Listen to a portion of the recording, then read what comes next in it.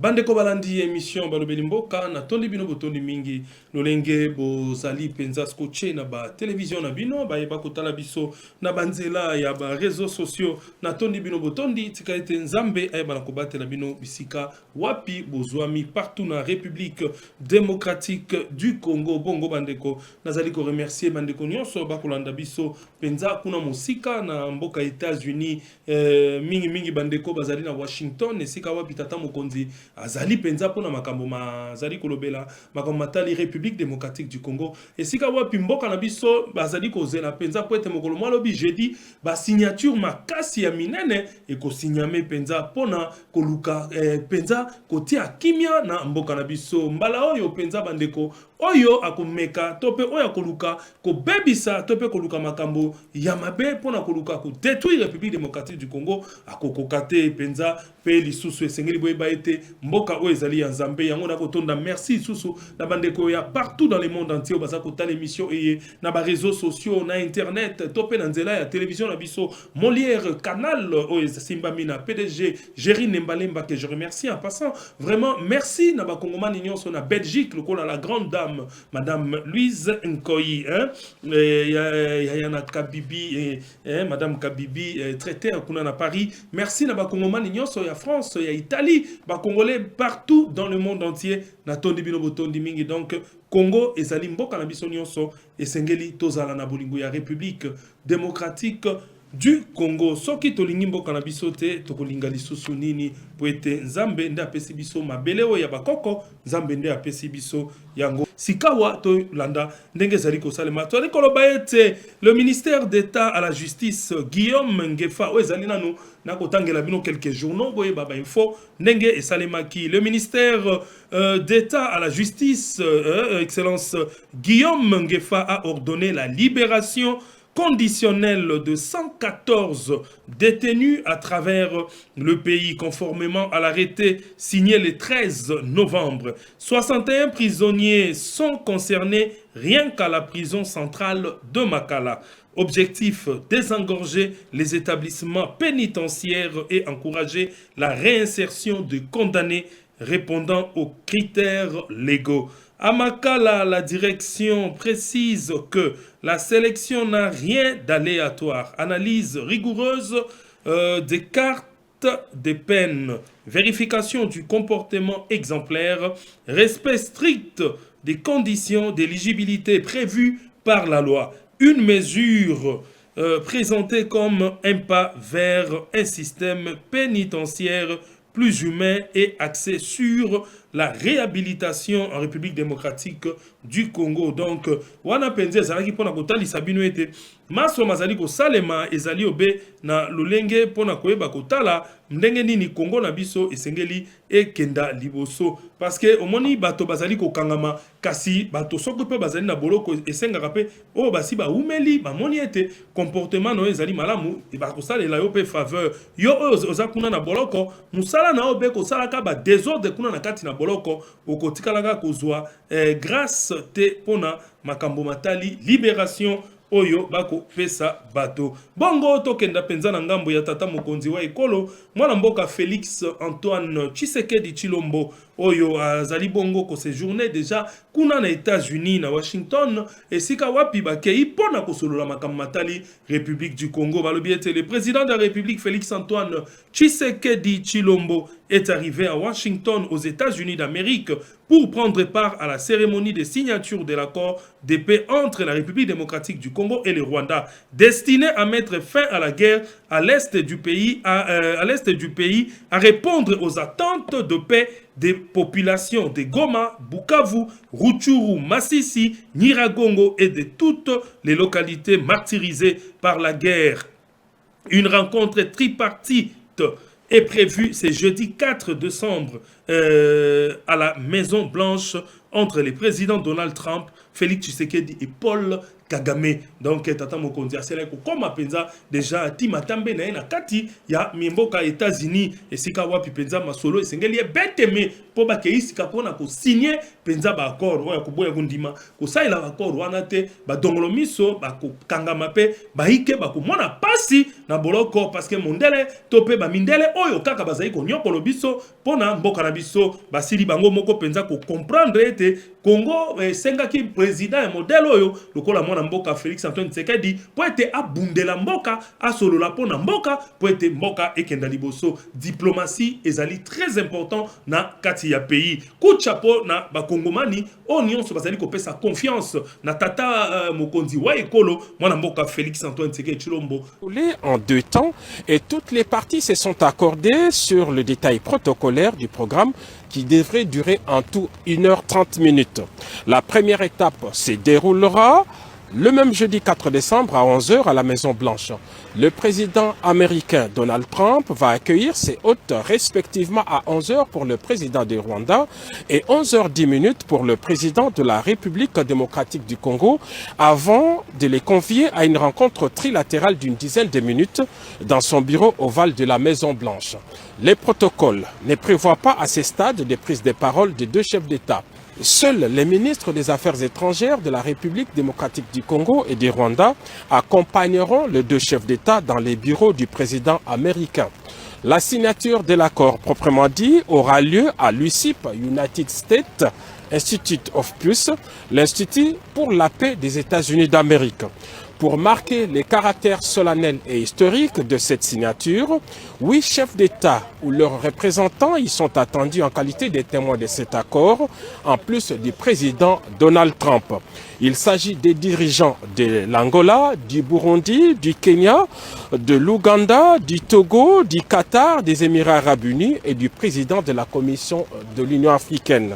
En leur présence et devant les caméras du monde entier, les présidents Félix Tshisekedi et Paul Kagame vont apposer leur signature sur l'accord de paix, le même document qui avait été signé le 27 juin dernier par le ministre des Affaires étrangères des 2 pays. Par cet acte, les 2 chefs d'État entérinent ces documents, qui est un instrument international de paix formel et juridiquement contraignant, conclu entre les 2 États souverains sous les bons offices des États-Unis d'Amérique et en présence des représentants du Qatar et du Togo en qualité de facilitateurs.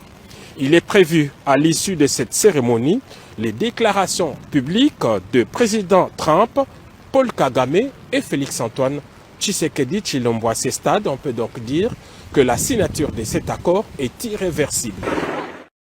Wana bauti binoko kolanda penza mwa ndenge nini lolenge nini tata mokonzi asilaki penza kokoma kuna na kati ya Washington penza bokozwa en vidéo bientôt là parce que Congo esengeli ezala na kimia toko kima mbango du côté ya Katanga totala nanu vidéo moko oyo etamboli penza bandeko batindeli ngai balobi ete mwana mboka Moïse Katumbi Chapwe asili penza kosala pe kamwa asalaki vidéo moko pona komeka kopesa kamwa pona ezo kopesa conseil na tata mokonzi ya ekolo mwana mboka Félix Antoine Tshisekedi Tshilombo. Mwana mboka Moïse Katumbi yepe apesi makanisi na ye par lobeli mingi mai matali changement ya constitution. Mwana mboka Moïse Katumbi oyo azali bongo numéro 1 topé leader ya parti bakobenga ensemble pour la République dango asilaki penza ye oyo tomonaka ye pene ya bandeko pene ya bakabila mbalalikaki kasi tango ye kososola ete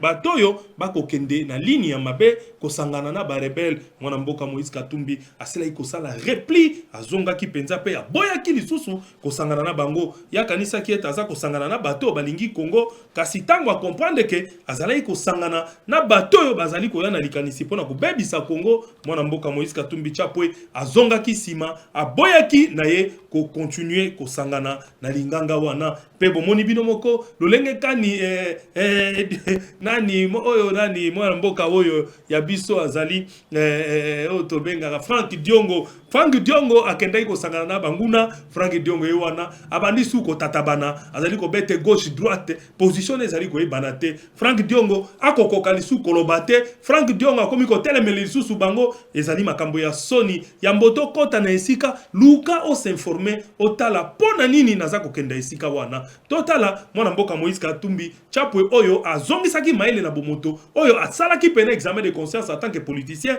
il a compris que bateau soki na landi bango ezali kufa pe pasi alobi ete esengeli a servi patrie toyoka conseil oyo alobi ete aza kopesa na tata mokonzi ekolo.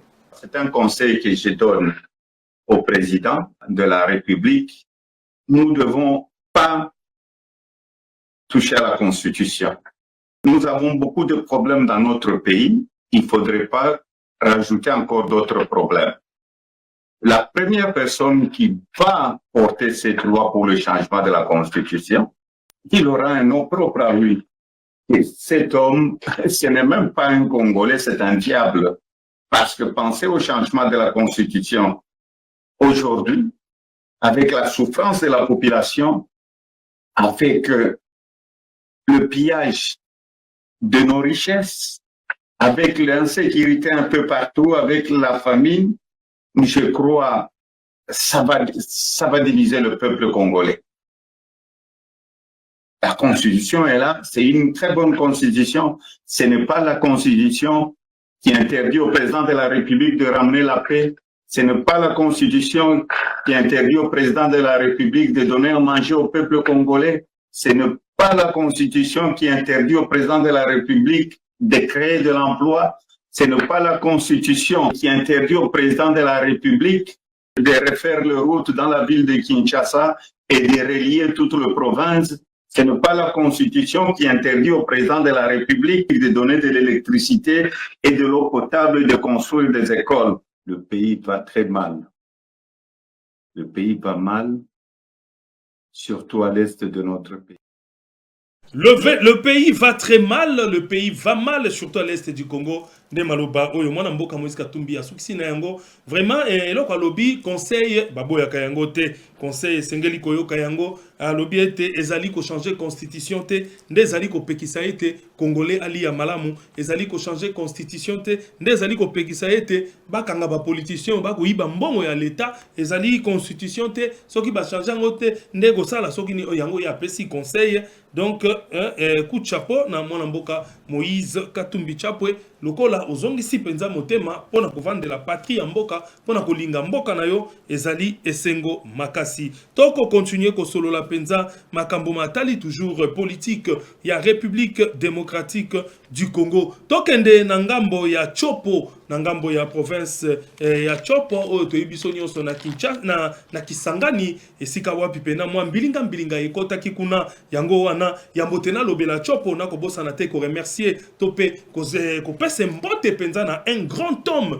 un grand minier hein bato bayebi mine penza na Chopo wana o tozali ko benga le PDG Hassan Sass le PDG Hassan Sass hein marché central PDG Hassan Sass marché central Zambia batela yo na ebete Chopo wana ezali mboka na yo Chopo wana esengeli bato lokola yo PDG Hassan Sass bozala ba gouverneur na kati ya Chopo wana mutu lokola yo PDG Hassan Sass ozala président assemblée provinciale na mboka wana parce que oyebi Chopo oyebi pasi ya Chopo oyebi pasi ya population ya Chopo et puis ozali jeune o bato balingi na ebiete population asi à comprendre total en vidéo lolenge nini bande kolikambo ya pasi pe ya somo e salaki ndeko ko listinanga nanu document oyo batindaki kuna na ebite soko zwaki yango document batindi mokanda bozali komona bakomeli otozali ko benga gouverneur a de intérim ya Chopo pona makambo moko lekaki kuna ya somo au ministre VPM intérieur nde abengisi ye penza na lumbango aya na Kisasa po ete bandeko comment yozali gouverneur ozako jouer intérim ya gouverneur oyo balongolaki na niveau ya assemblée provinciale otelemi devant population otelemi devant batu yo ozali gouverneur ate intérim mais ozako tina génération oyo mais Kabila alongwa na mboka oyo Kabila oyo azali ancien président alongwa na Congo comme président depuis élection esalama na 2018 mais tilelo na munoko na yo ozako tanga kombo esika otanga kombo ya président de la République ozako tanga Kabila Vraiment ndeko oyo likambo na ebité o monde ndenge nzambe a confondaka batu bandeko soki ata ozali moto ozali monguna Dieu va te confondre pour la République démocratique du Congo. Azako sala meeting, on est atanga kombo président de la République, azako tanga kombo ya Kabila, oya azali lelo yo, muto azali ko sala bato pasi na motema pour na kosangana na bato bazali ko boma population congolaise kuna na est. Mais hier azako tanga kombo ya Kabila, na esika ya kombo atata mokonze ekolo. Ah, oyo vraiment na kosenga na justice ya mboka, mwana mboka Jacques Chabani, oyo penze ezali likambo, esengeli bo sambisa ye aloba pona nini kombo ne bimi. Oyebi mutu po aloba ndengo wana pona ngai. En tant que journaliste d'investigation, c'est que déjà mutu ya boye a coopéraka na batu wana. C'est que déjà mutu ya lolenge oyo a coopéraka déjà na batu wana. Na makambo nyonso na komi komona meme likambo esengaki balongola gouverneur en place hein mwana mboka Paulin Lengolia on est balongola Paulin balongola balongola ki ye po batia moto ya modèle oyo azali na en connivence na bakabila po koma kotanga kombo ya bato oyo bakosangana na rébellion bakosangana na rebelle akotanga bango na meeting akosala meeting akotanga na place a kombo ya président de la République ya zotanga ka Kabila longwa depuis 2018 akenda kala le deuxième mandat ya mwana mboka Félix Antoine Tshisekedi deuxième mandat na ye PC ezu bambula mibale yango ozoko kaka oyetanga kombo wana te ezali soni soki ba député provinciaux wana zali ko telemela penza bureau ya assemblée provinciale ya Chopo bureau ya assemblée provinciale ya Chopo esengeli bo benga kosenga na VPM mwana mboka Jacques Chabani bo bengisa bureau ya assemblée wana balongola ki ponde gouverneur Paulin pona nini c'est comme si balongola ki gouverneur Paulin pour que bazala ki déjà na moto pour être bakotsa munguna bato boezaka déjà projet bien statué c'est comme c'était un projet très bien statué yango esenga ki ete bakwisa gouverneur Paulin pour être batia vice na ye pour être tala ndenge nzambe abimisi bango na posa talandenge nzambe abimisi bango la posa mwana mboka Henri mundala kuna na Chopo ewa usonda Afrika omoni ndenge babimisi bango na posa moto biloba loba yo kanisaki nzambe akotika yo talandenge vice gouverneur wa lula ke sika poete akwa isama akwa talandenge nzambe akoisie bolanda bino moko esika akotanga kombo ya mokonza mboka akotanga kombo ya Kabila tolanda ba fichier wana pour que bayeba nani réellement Azali agent à l'État. Et c'est un processus qui se poursuit jusqu'à ce que Oyonyon soit Azali agent à l'État à cause de la mécanisation. Ça se poursuit parce que Joseph Kabila, plutôt, parce que Mokonzi Ekolo Nabiso, Oyasika, Félix Antoine Tshisekedi, Chilombo, Mokonzi Ekolo Nabiso alingi agent nyonso ya l'État ba fichier wana pour que bayeba nani réellement azali agent ya l'État. Et c'est un processus qui se poursuit jusqu'à ce que oyo nyonso azali agent ya l'État à cause de la mécanisation. Ça se poursuit parce que Joseph Kabila plutôt parce que Mokonzi Ekolo Nabiso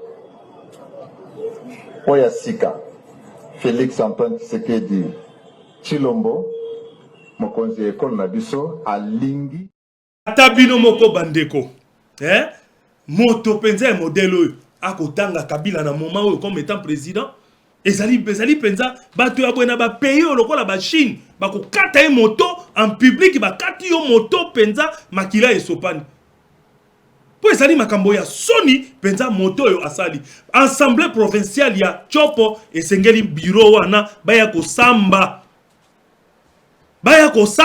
boweni kolongola mwana mboka Paulin boweni kolongola gouverneur rapidement sans qu'il présenter ba moyen na ye ya défense boweni kolongola ye et puis na ministère intérieur ba komeli bino boboyi kotoso yango tala ndenge nzamba bimisi bino poasa pona ngai ko kanga assemblée provinciale wana ya Chopo ko kanga assemblée provinciale ya Chopo esala lisusu te assemblée provinciale ya Chopo esengeli ezwa pause On ndenge okomaka stop non fonctionnement assemblée provinciale chopo stop mwana mboka Shabani Lunko musala nde yango oyo penza o esengeli osala po ete bayeba ete basakanaka na pouvoir te oza kosakana na pouvoir atata mokonzi ekolo okotanga kombo ya monguna esika makambo bato bakonyokwa ezali pasi pe mawo atangi pe kombo wana po atanga kombo ya mokonzi mboka aloba mokonzi na biso ya sika mokonzi ya sika ebi kombo na ete okoluka kombo ya mwana mboka Félix Antoine Tshisekedi Tshilombo Beton okoluka ngo na cerveau lokolo zoluka calcul ya moko formule moko ya trigonométrie cosinus plus tangente école égale combien boni boy boni makambo ya soni. Merci beaucoup Corneille Kasonga, vraiment tozali kokende sika wapi gouvernement et ordonné suspension ya ba activité nyonso ya plateforme politique Sauvons les Congo sur l'ensemble du territoire national donc sur l'ensemble du territoire national donc bapekisi penza wana bozali komona mokande salamaki bongo mokolo le 1er décembre bapekisi ete fonctionnement ya mouvement bazali koloba soki sauvons le Congo soki bako sauver biso ndenge nini bapekisi yango et ça la activité awa na kati ya mboka Congo mobimba sikawa tokokenda penza rapidement totala du côté ya police nationale. Deuxième message ya commissaire de la police nationale congolaise, le commissaire divisionnaire principal, le général Benjamin Alonga Boni. Félicitations mon général, je te félicite mon général parce que makambo lobby awa malgré ça mokuse sengena mona général ngamoko na kosa l'interview na général parce que makambo lobby awa ezali très capital. Comment yo bakobenga o policier bakobenga o soda oyebite discipline militaire ndenine elikolobanine discipline militaire pe elikolobanine ah biso bana bakodo to makambo kotoso sasa yipi kozongisa maloba te komemi ya bakonzi na makambo donc ça dit eza pasi bolanda bino moko po comprendre que bayike bakotambola na nzela okokanisa ya zi soda zupe tala peke bela tina mapeka policier kotambola na nzela azui tala pete bele batandie mito nkoi mais ayebi discipline militaire ezali nini te ayebi même pas wana toko benga o balabaka aza compagnon d'armes moto comité colonel full au comité général oza na titre moko te armé oza ni thème ni breve ni bem oza ni breveté d'état-major ni technicien d'état-major donc yo toko benga o kaka spécialité na yo d'armement armement de spécialité na yo armement ngopo yo kolaki tiri wapi bakomona okaka bampete belé na mapeka oyebi aloko moko te ezali malamu te vraiment na kosenga na mwana mboka le VPM ya défense mwana mboka Guy Kabombo mwana Diamvita Bouchara Bwamba excellence Guy Kabombo mwana Diamvita esengeli bolandela ba soda wana ba officier supérieur belé baza même pas kozanga conseil ya kopesa ba soda na bango parce que yemoko ayebi discipline militaire ekolobanini te okomona soda waza kotambola na nzela lokola azali soldat ya garde républicaine amoni azali sergent ya garde républicaine amoni lieutenant to adjudant azali na baton na nini mususu na baton mususu to pe azali na service mususu akokatela esalite nani ebision ndenge wana ayozala ozala garde républicaine ozala basoda bazala babaton mususu banini mususu osengeli otala pete na yo tango ezali na se esengeli okatela moninga lo sako okati lo sako po ete opesa ye respect na pete wana po yondo pesa ki yango te pete wana esika yo zwaki pete kuna na garde républicaine nde esika ye pa zweli pete na ye ezala na mpulushi yo zali policier ya UPHP omoni policier ya Légion Pire omoni policier ya UPKIN aleki yo na mpete yo kata belo sako na yo pesa ye respect okoboko mona basoda bako manquer ba respect na balabala tolanda nous mon général le commissaire divisionnaire mwana mboka Alonga Boni toyoka penza makambo oyo asila ko reprocher bango so makamatali discipline ya bato ya mutamatari koyoka mitindo mya bakonzi banso pe mitindo mya règlement kotosa sikasika wa kozongisa monokote obekisa mobulu komemi ya bakonzi yo ozali na pete okuta na lieutenant FARDC to commissaire adjoint ya police okokatela yelo sa côté bo le règlement soki patinyo o naza soda ya kala policier ya kala eteni anzete ata esel mbula zomi na ebale koma ngando te teni wana boza kolata ya bleu soki ya Egypte so Israël mutu yo sa ko kozwa yango ngapi na kozwa yango mais pourquoi na zolata yango te Et puis ça me biso te. Commandant pas comme on a mutu wana lati teni. Vani nyoza kotalo. Ça complice. Pas matin mutu na mutu awa azali na kati na unité ou azali administré. Commandant la section, peloton, compagnie, bataillon, escadron bongo na bongo. Bozali kolata ba badge en chef na commis police nationale. Oyo wana euti wapi? Ozali komona commandant ozali komona. Ezali te ba ebisi to omoni. Mais le kola makaliza musika, moyo ba musala malamu ezate. Chef de peloton, commandant compagnie azali wana, commandant siat urbain, commandant siat ozali komona ba policier ba yo, ba kolata ba insigne oyo epesa mel na logistique te. Pe otiki otal na misu. Nazomona ebele bazali ba na wins para, bazala ba cordelette, moto na moto ayebi esika azwa yango pe lolengi azwela na yango. Soki soma kamatali discipline. Discipline ya bato ya mbulamatari. Koyoka mitindo mya bakonzi banso pe mitindo mya règlement. Kotosa sikasika wa kozongisa monokote, obekisa mobulu komemi ya bakonzi.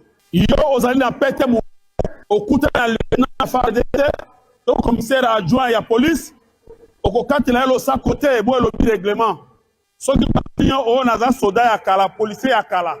Eteni ya nzete ata esali mbula zomi na ebale koma ngando te. Teni wana boza kolata ya bleu soki ya Egypte so Israël. Mutu yo sakoyo kozwa yango ngape na kozwa yango. Mais pourquoi na zolata yango te? Et puis ça me biso te. Commandant pas komona mutu wana lati teni. Vani nyoza kotalo. Ça complice. Pas matin mutu na mutu awa azali na kati na unité ou azali administré. Commandant la section, peloton, compagnie, bataillon, escadron bongo na bongo. Bozali kolata ba badge en chef na commis police nationale. Oyo wana euti wapi? Ozali komona commandant ozali komona.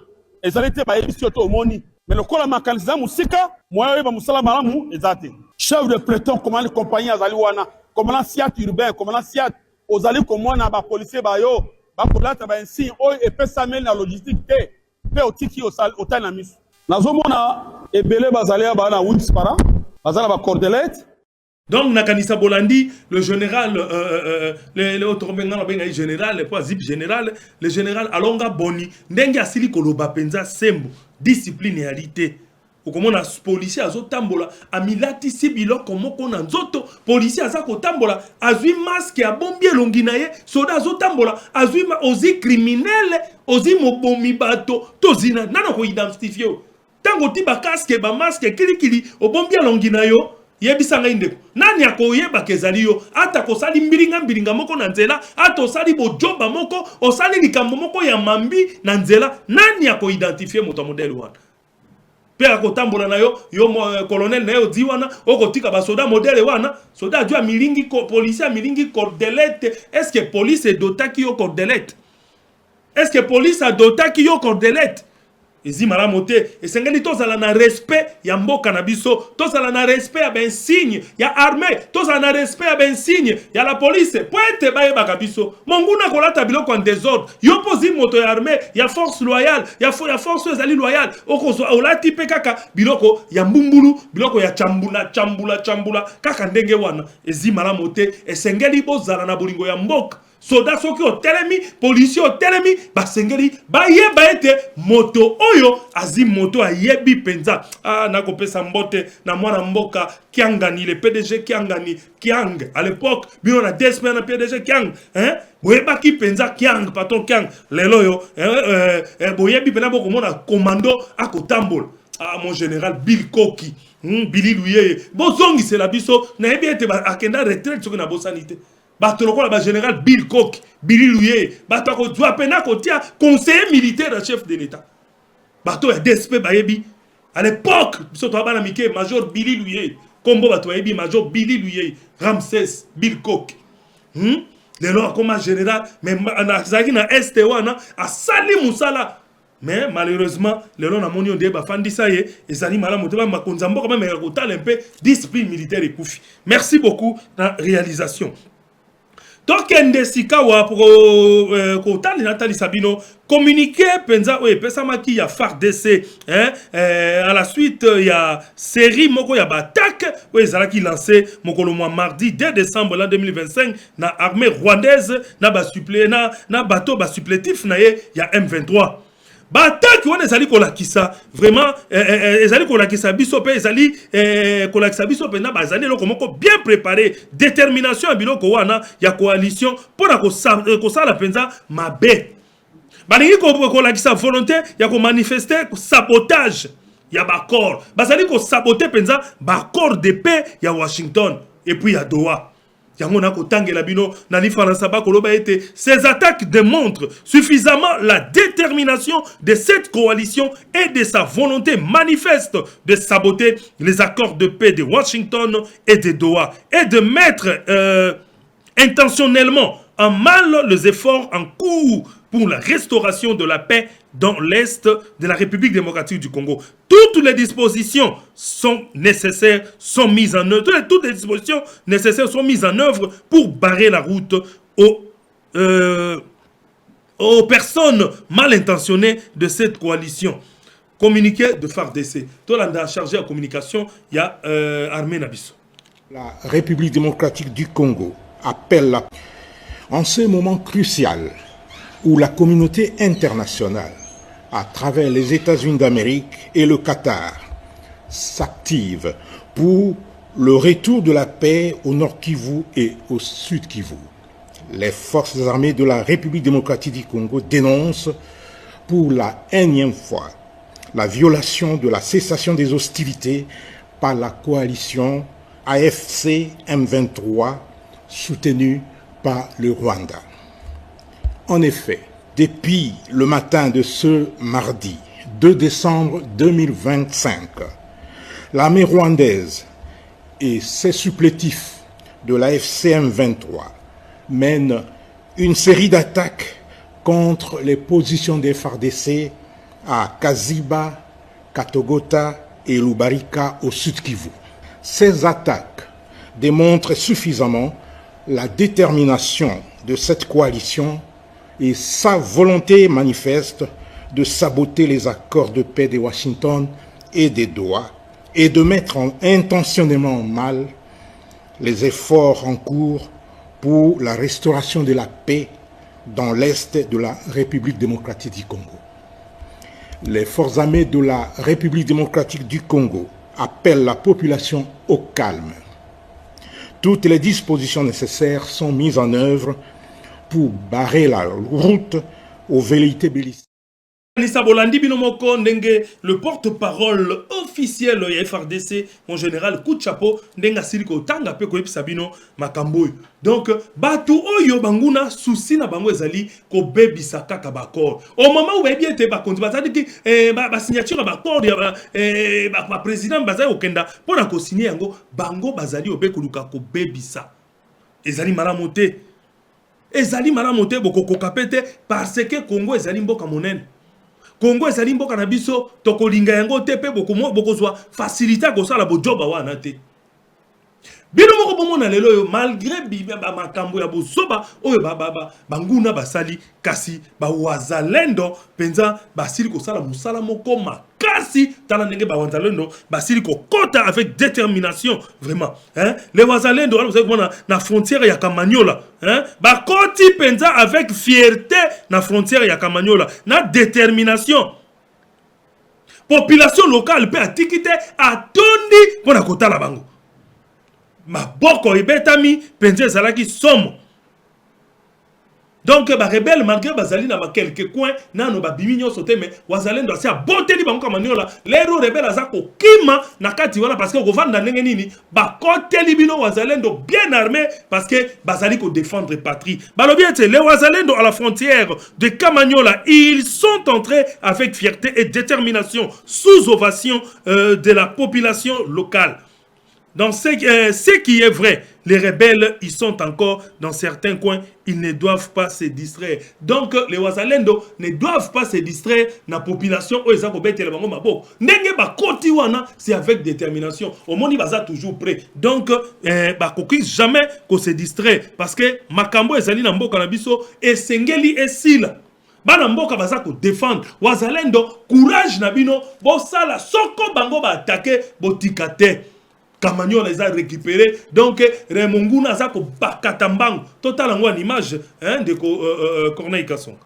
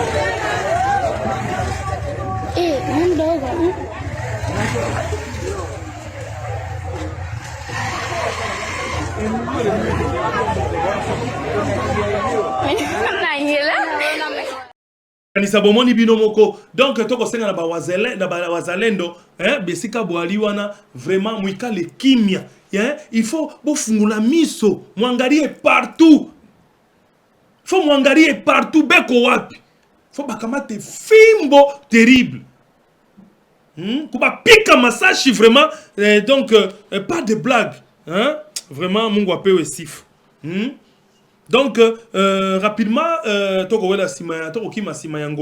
nous allons donc parler en ce qui concerne le Kasaï central. Na Kasaï central, et si kawapi mécanisation, il y a des policiers non payés oyo bazalaka kuna pendant plusieurs années. Na Kasaï central, ba policiers belé ba oumeli bazwaka misolote mbongo bimakate ndebongo le commissaire commissariat général ya police nationale bazabongo na kananga pona ko identifier et puis qu'on contrôler 5000 presque 5000 agents de l'ordre. C'est 5000 agents de l'ordre de 5 territoires. Donc tozwa bongo totanga ngona li faransa ndenge bato mususu pour être beba ko comprendre bala bien été vers la mécanisation des policiers non payés il y a plusieurs années au Kasaï central. En tout cas, une délégation du commissariat général de la police nationale congolaise est à Kananga pour identifier et contrôler plus de 5000 agents de l'ordre de 5 territoires de la province, y compris ceux de la ville, L'an 2025, les membres de cette équipe l'ont fait savoir au gouverneur Joseph Moïse Kambulu Nkonkon dans une audience au building administratif. Donc, total apenza, parce que Zalié Sengomakasi pour mécaniser au moins 5000 policiers, parce que Oumeli Bazouaka Mbongote, coup de chapeau vraiment dans le gouvernement et la République démocratique du Congo, dans l'Ikanis Malam Oyo. Total en image. Plus de 5000 policiers non payés il y a plusieurs années au Kasaï central vont bientôt intégrer les fichiers de paye. Une délégation du commissariat général PNC séjourne à Kananga pour identifier et contrôler ces agents des forces de l'ordre en vue de leur prise en charge par les trésors publics. Ce jeudi 23 octobre 2025, cette équipe a été reçue par le gouverneur Joseph Moïse Kambulu Nkonko au building administratif. À l'issue des échanges dédiés aux civilités, le commissaire provincial a salué le sens d'ouverture du chef de l'exécutif provincial qui, selon lui, s'est personnellement engagé à accompagner les missionnaires pour le mieux-être des policiers de sa province. Le général Manya Kabeya Tchani précise que les policiers concernés viennent de tous les 5 territoires du Kasaï central, y compris ceux de Kananga. Cette délégation qui est à Kananga, sur instruction du commandant suprême, le chef de l'État, son excellence M. Félix Tshisekedi, qui a décidé à ce que tous les policiers soient mécanisés, contrôlés et payés, pris en charge par l'État. Il a décidé de mettre terme à ces phénomènes de policiers parasites. Nous avons trouvé sur tous les 5 territoires regroupés, ainsi que la ville de Kananga, à peu près 5680 policiers non contrôlés, non mécanisés depuis. Il y en a qui sont là depuis 2013, il y en a qui sont là depuis 2002, il y en a qui ont raté les différents contrôles, il y en a d'autres qui ont été contrôlés, qui ont des cartes de récépissés, mais qui ne sont pas pris en charge. Dans la base des données, c'est posé un point. Mais la question aujourd'hui, ceux-là viennent, on les identifie, on les réintègre dans les systèmes, alors que ceux qui n'ont jamais été mécanisés ni contrôlés se font biométriquement contrôlés et mécanisés. Ils ont un numéro de matricule et pris en charge par l'État congolais comme tous les autres. Et pendant cette opération qui prendra quelques jours à Kananga, le commissariat provincial s'est arrangé pour maintenir la sécurité des personnes et de leurs biens sur l'ensemble de la province, malgré les déplacements en masse des policiers des territoires. Cette opération se déroule sous le haut patronage du chef de l'État, Félix Antoine Tshisekedi. coup de chapeau na mwana mboka Félix Antoine Tshisekedi tata mokonzi ya ekolo coup de chapeau na yo penza po ete likanisio ezali malamu esala makaka na Kasai Central te ekende pe na Mbandaka ekende na Lisa ekende partout na Katakokombe na Lodja partout na Congo Central na Bandundu partout esalama po ete epesa esengo na ba peuple congolais pe ba pulushi na ba famille na bango toko kende penza lombango na ngambo ya Lualaba esika wapi mwana mboka na kombo ya excellence Roy Kamba Mayonde Philippe oya zali bongo troisième vice-président ya parti babengi Fidek ezali bongo parti cher ya mama Fifi Masuka Saini wazali présidente na yango gouverneur ya Lualaba mwana mboka Roy Kamba Mayonde Philippe asilaki penza ko profiter na séjour na wazalaki na Kamina chef lié ya province ya Olomami pona komeka ko solo la penza matalaki parti politique na bango ko renforcer parti politique pe ko la kisa ete Fidek ezali parti moko monene Fidek ezali ko sala musala nango Congo mobimba na bandeko ya Équateur baza ko benga ngai bandeko ya Mbandaka baza ko benga bandeko ya Lisala ya Bongandanga na Congo central n'en parlons pas bandeko ya Bandundu baza ko benga balobi ete mwana mboka Roy Kamba Mayonde Philippe wazali bongo troisième vice-président ya Fidek esengeli akwea pe kuna kisasa pe baza na posa na yo balobi ete esengeli basala adhésion massif po ete makambo ya Fidek ekenda liboso ndeto kotanga na li Faransa balobi ete profitant de son séjour à Kamina chef-lieu de la province du Olomami le troisième vice-président national du Front des indépendants pour la démocratie chrétienne, le camarade Roy Kamba Mayonde Philippe a tenu à lancer et clôturer les séminaires de 2 jours de renforcement de capacité sur les idéaux et philosophie du parti cher à Fifi Masuka Saini. Donc, total, en image, vraiment, coup de chapeau, na kobo sanate, image au bagotin de la biso, na chargé à communication, il y a Excellence Roy Kamba Mayonde Philippe, mon amboka Henri, les vôtres, Kalala. Le siège du parti Front des indépendants pour la démocratie chrétienne a servi des cadres à 2 jours des séminaires de renforcement des capacités pour les cadres de base Fidek Kamina. C'est le 3e vice-président national, le camarade Roy Kamba Mayonde Philippe, qui a donné l'écho à ses activités dimanche 27 novembre dans l'après-midi en présence du fédéral Fidek Okatanga, Raphaël Mayoulou et du camarade Miki Masuka, membre d'honneur Fidek Lualaba. Dans son mot d'ouverture, Roy Kamba Mayonde Philippe a demandé au camarade Fidek du Olomami d'être les vrais disciples en amenant les idéaux et philosophies du parti cher à Fifi Masuka Saini dans chaque ménage en vue de faire adhérer plus de membres à la vision de l'autorité morale. Sur le banc des classes, au 2e jour, les participants à cet atelier ont suivi avec attention le formateur Cosman Monsa, secrétaire national, sur les généralités d'un parti politique, les notions sur Fidek, les généralités sur le regroupement politique et la plateforme Fifi Masuka Saini. Dans son mot de clôture, le chef de la délégation Roy Kamba Mayonde Philippe a exhorté le participant en ce jour porteur des outils nécessaires pour faire preuve sur terrain tout en respectant les idéaux et philosophies du parti. Je remercie kwa disponibilité na kuremercier kwa participation ile mulifanya 2 jours juu ya pata hii renforcement ya capacité. Beaucoup de courage, mutumike kazi, tunemiachia benediction ya kusema mujiorganize davantage. Aksanti sana, Mungu amibariki. Puis est venu le tour de la remise des brevets de participation aux séminaristes. C'est d'abord Roy Kamba Mayonde Philippe qui était le premier à faire ces gestes, suivi de Raphaël Mayoulou, fédéral du Haut-Katanga, du camarade Miki Masuka, membre d'honneur à Fidek Lualaba, sous la coordination du secrétaire national Cosman Monsa. Fidek restant une grande famille politique en République démocratique du Congo, cette cérémonie a été ponctuée d'une prise de photos souvenirs en présence de tous les camarades. Donc, vraiment, merci beaucoup na bandeko ya Fidek et na kobo sanate présence ya tozali kobenga le mwana mboka na kombo penza ya Miki Masuka Saini pe tozali kobenga Miki Balboa ou azali membre d'honneur na kati ya Fidek, membre d'honneur ya Fidek, mais mwana mboka Miki Masuka azanga kite azalaki pe encore accompagné le 3e vice-président excellence Roy Kamba Mayonde Philippe.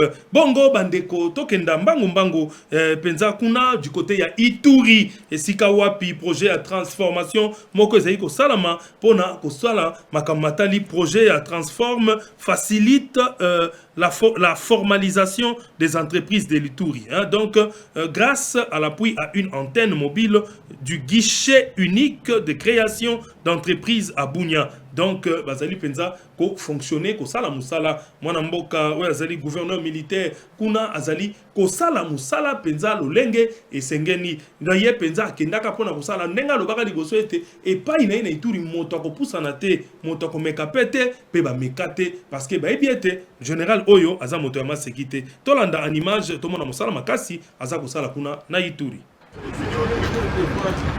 La délégation conduite par le directeur général du guichet unique des créations d'entreprises a été reçue ce lundi 20 octobre au gouvernorat de l'Ituri. Au centre des échanges, l'installation du guichet unique des créations des entreprises à Bunia avec l'appui du projet Transform. Le directeur général a présenté l'état d'avancement du projet et a salué l'implication personnelle du gouvernement militaire de l'Ituri dans sa concrétisation. En effet, l'autorité nous a attribué un bâtiment très promptement, sans hésiter, et ce bâtiment qui va servir, n'est-ce pas, du bureau de notre antenne du guichet unique ici à Bunia. Le directeur général a aussi été impressionné par les avancées visibles dans la ville de Bunia sous l'impulsion du régime de l'état des sièges, une action qui crée un environnement favorable pour la création des entreprises à Ituri.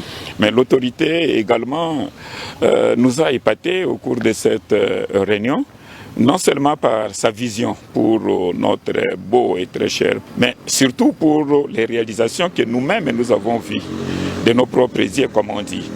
Donc, avant de venir ici à Bunia, on n'avait pas l'impression que Bunia était ce qu'il est, puisque tout le monde voit Bunia Ituri ici, c'est les guerres, il n'y a rien d'intéressant.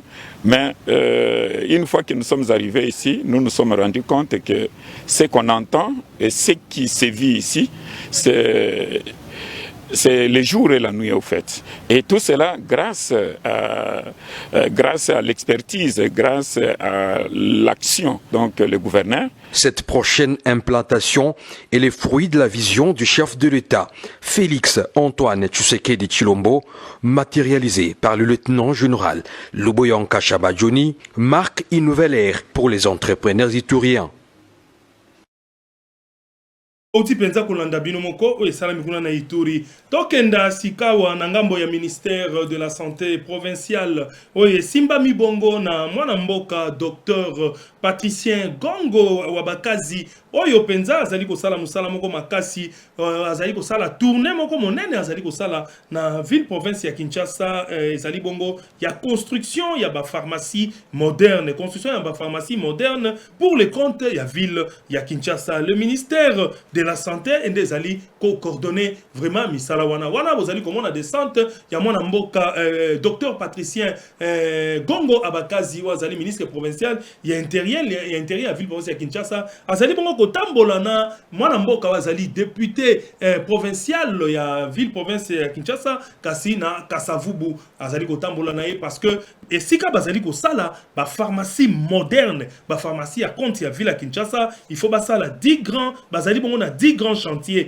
oyo bosili komona na Nsangamamba déjà pharmacie moderne si esili na Ngiringiri ezali fin prêt na Bumbu fin prêt na sanatorium eza en construction na Kisenso eza en construction na Kinkole eza en construction sikoyo nde bakomi na Kasavubu penza yango azali kotambola ba kendai ko mkutana na bourgmestre ya komi na Kasavubu pona kosala musala ya koluka eskolokalize esika nini bakoki kopesa bango espace pour te batonga pharmacie moko moderne ya ville ya Kinshasa parce que pharmacie moderne ba pharmacie mingi to komona ezali ya ba privé l'état azana ba pharmacie penza mingi te na Kisasa ya ye ezali penza te donc ngoni ville ya Kinshasa na nzela ya docteur Patricien Gongo na gouvernement provincial na bango o Simba mina mwana mboka Daniel Bumba pe na mwana mboka Yeli Edi ponte basala ba pharmacie ya kitoko kitoko penza ezala la ville ya Kinshasa banosala 24h/24 coup de chapeau na mwana mboka Patricien Gongo motivation to kopesa yo osala musala malamu kolanda biloba loba te na banungunungu ya bato parce que baike baza kolula nde sika ozali wana total en image. Le message de responsabilité. Nous ne devons pas assister à des morts et des morts de nos concitoyens alors que nous pouvons faire quelque chose où nous pouvons agir. Vous savez que les données à notre possession, les données épidémiologiques à notre possession, disent que les morts dus aux médicaments est parmi les morts les plus galopants. Le médicament tue plus que le sida, tue plus que le paludisme. Pourquoi? Pas seulement nos populations n'ont pas accès à des médicaments de bonne qualité, les charlatans ont pris les tours, c'est eux qui vendent, c'est eux qui dispensent, alors que la médecine a des règles et a des normes. C'est pourquoi nous nous sommes dit qu'on devait mettre en place un projet de construction d'une pharmacie moderne, parce que j'avais signé les moratoires interdisant la vente d'une manière désordonnée des médicaments et la viabilisation des établissements de soins de santé et pharmaceutiques. Les Quinoises et les Quinois m'ont posé la question, tu vas viabiliser, qu'est-ce que toi tu as déjà proposé? C'est pourquoi je me suis dit qu'il fallait un projet.